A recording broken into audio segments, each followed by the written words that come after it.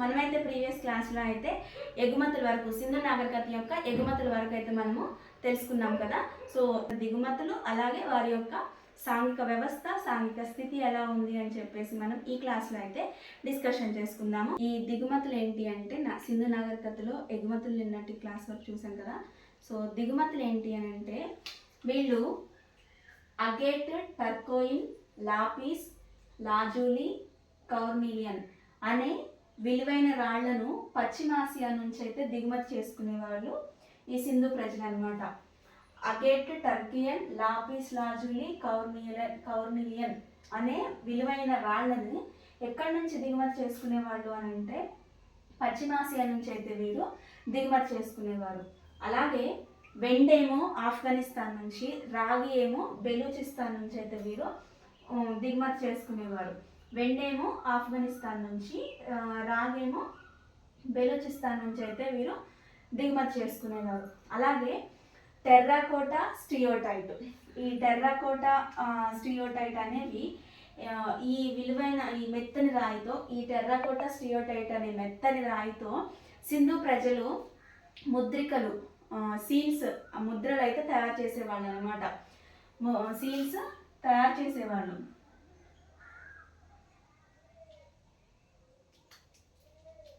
Seals అయితే తయారు చేసేవాళ్ళు. దేంతో? టెర్రాకోటా స్టియోటైట్ అనే మెత్తని రాయితో. ఇది మెత్తగా ఉంటుంది ఈ రాయి, ఈ రాయితోనే వీళ్ళు సీల్స్ తయారు చేసేవాళ్ళు. అలాగే ఈ ముద్రిక యొక్క పరిమాణం వచ్చేసి 1 నుంచి 5 సెంటీమీటర్ల వరకు ఉంటుంది. ఈ ముద్రిక యొక్క సైజ్ వచ్చేసి, ఈ సీల్ యొక్క సైజ్ వచ్చేసి 1 to 5 సెంటీమీటర్స్ ఉండేటట్లు వీళ్ళు తయారు చేసేవాళ్ళు అనమాట. అలాగే సింధు ప్రజలకు సంబంధించిన కొన్ని ముద్రికలు మెసపోటమియాలోని ఉర్ కిష్ ఉమ్మా అనే ఈ 3 ప్రాంతాలలో అయితే సింధు ప్రజలకు సంబంధించిన ముద్రికలు అయితే లభించాయి. ఎక్కడ అంటే మెసపోటమియాలోని ఉర్ కిష్ ఉమ్మా ఈ మూడు ప్రాంతాలలో అయితే సింధు ప్రజలకు సంబంధించిన ముద్రికలు అయితే లభించాయి. అలాగే ఈ సింధు ప్రజలు స్వదేశంలో, ఈ సింధు ప్రజలు ఏంటంటే వాళ్ళ దగ్గర అంటే బయట కాకుండా లోకల్గా ఏదైనా ఎగుమతులు పంపించాలి, స్వదేశీ వర్తకం వ్యాపారం కోసం లోకల్గా ఏం వాడేవారు అని అంటే ఎక్క అనే ఒక ఎడ్ల బండిని అయితే వీళ్ళు ఉపయోగించేవాళ్ళు. ఇక్క అనే ఒక ఎడ్ల బండిని అయితే వీళ్ళు ఉపయోగించేవాళ్ళు అనమాట. లోకల్గా తిరగడానికి ఇక్క అనే ఒక ఎడ్ల బండిని అయితే వీరు ఉపయోగించేవారు.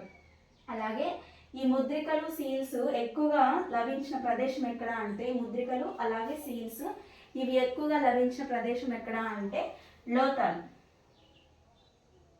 లోతాల్లో ఈ సింధు ప్రజలకు సంబంధించిన ముద్రికలు అనేవి లభించాయి అన్నమాట లోతాల్ అనే ప్రాంతంలో. ఈ దిగుమతుల్లో వచ్చేసరికి అగేట్, టర్కోయన్, లాపిస్ లాజూలి, కౌర్నిలియన్ అనే ఈ విలువైన రాళ్ళనేమో పశ్చిమాసియా నుంచి దిగుమతి చేసుకునేవాళ్ళు. అలాగే వీరు స్టియోటైట్, టెర్రాకోట్ అనే మెత్తని రాయితో అయితే వీరు ముద్రికలు అయితే తయారు చేసేవాళ్ళు. అలాగే ఈ ముద్రిక సైజ్ వచ్చేసి 1 to 5 సెంటీమీటర్స్ ఉండేటట్లు చూసుకునేవారు. అలాగే మెసపోటమియాలో సింధు ప్రజలకు సంబంధించిన ముద్రికలు అయితే దొరికాయి. ఏ ప్రాంతాల్లో అంటే ఉర్ కిష్ ఉమ్మా అనే ప్రాంతాల్లో అయితే సింధు ప్రజలకు సంబంధించిన ముద్రికలు దొరికాయి. అలాగే సింధు ప్రజలు లోకల్గా వ్యాపారానికి ఉపయోగించిన ఎడ్ల బండిని ఇక్కా అనేవాళ్ళు ఇక్కా అని పిలుస్తారనమాట. అలాగే ముద్రికలు ఎక్కువగా లభించిన ప్రదేశం వచ్చేసి లోతాల్.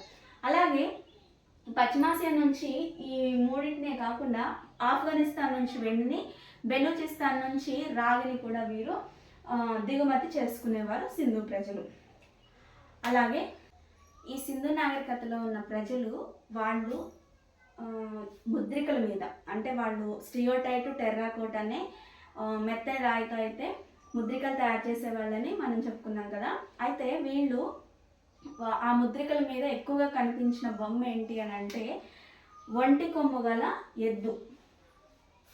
ఒంటి కొమ్ము గల ఎద్దు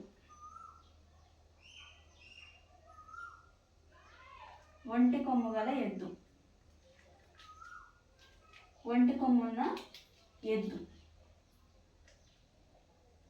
ఈ జంతువు అయితే ఎక్కువగా వాళ్ళ ముద్రికల మీద కనిపించింది. అలాగే వీళ్ళు ఉపయోగించిన ఆయుధాలు ఏంటి అని అంటే గొడ్డళ్ళు, అలాగే కత్తి, ఈటెలు, బల్లెం.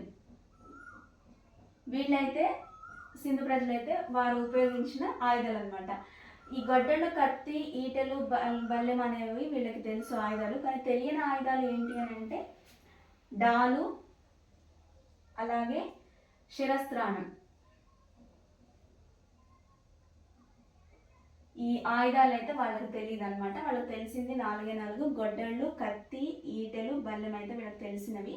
తెలియనివి వచ్చేసి డాలు, శిరస్త్రాణం.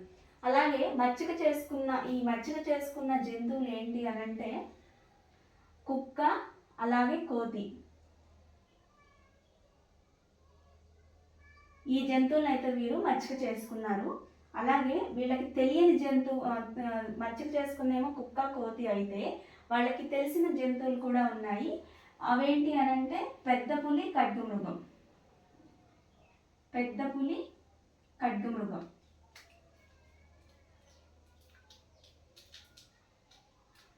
పెద్ద పులి, ఖడ్గమృగము వాళ్ళకు తెలుసు, కానీ మచ్చిక చేసుకునే మాత్రం కుక్క, కోతి. అలాగే వీళ్ళకి తెలియని జంతువులు వచ్చేసి గుర్రము, సింహము.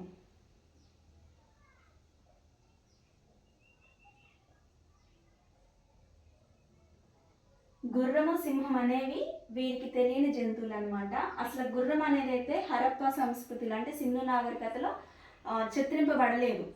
ఈ గుర్రం అనేది అయితే అసలు హరప్ప సంస్కృతిలో అయితే అసలు చిత్రింపబడలేదు. గుర్రం అనే ఒక జంతువు ఉంటుందని మనకు తెలియదు అనమాట. అలాగే వీళ్ళు పూజించే పక్షి వచ్చేసి పావురం. వీళ్ళు పూజించే పక్షి వచ్చేసి పావురం. వీళ్ళ ముద్రికల మీద ఎక్కువగా కనిపించిందేమో ఒంటి కొమ్ము గల ఎద్దు. అలాగే వీళ్ళు ఉపయోగించిన ఆయుధాలు గొడ్డళ్ళు, కత్తులు, ఈటెలు, బల్లెలు. అయితే వీళ్ళకి తెలియని ఆయుధాలు ఏంటంటే డాలు, శిరస్త్రాణం అనేవి వీళ్ళకి తెలియదు అనమాట. వీళ్ళు మచ్చిక చేసుకున్న జంతువులేమో కుక్క, కోతి అయితే వీళ్ళకి తెలుసు, కానీ వాటిని మచ్చిక చేసుకోలేదు. పెద్ద పులి, ఖడ్గమృగం అయితే ఆ జంతువులు అయితే సింధు ప్రజలకైతే తెలుసు అనమాట. ఇప్పటి వరకు మనం ఆర్థిక వ్యవస్థ గురించి మాట్లాడుకున్నాము. అలాగే దిగుమతులు, ఎగుమతుల గురించి కూడా మాట్లాడుకున్నాం కదా. అయితే వీరి సాంఘిక స్థితి ఎలా ఉంది అంటే వీళ్ళ సాంఘిక వ్యవస్థ ఎలా ఉంది అని అంటే ఈ సింధు నాగరికత కాలంలో ఉన్నత వర్గాల వారు, పేదవారు అనే 2 వర్గాలు అయితే ఉండేవన్నమాట. పేదవారు, ధనవంతులు అనే 2 వర్గాలు అయితే ఉన్నాయన్నమాట.